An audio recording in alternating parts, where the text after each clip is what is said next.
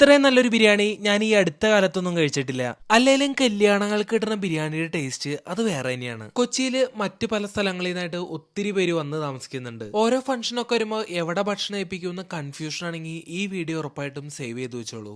ഗ്രേപ്പും പൈനാപ്പിളും പപ്പായ അടക്കം പല വെറൈറ്റി ജ്യൂസും ഫ്രഞ്ച് ഫ്രൈസും നഗറ്റ്സും കഴിച്ച് പരിപാടി തുടങ്ങി.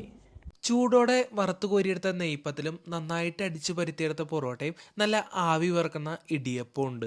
ഇതുകൊണ്ടൊന്നും തീർന്നിട്ടില്ല. ഇനിയാണ് നമ്മുടെ മെയിൻ ഐറ്റം കിഡിലം ബീഫ് ദം ബിരിയാണി. ആ ദം പൊട്ടിക്കുന്ന സീൻ കണ്ടപ്പോ തന്നെ കൊതിയായിട്ട് വേണ്ടായില്ല.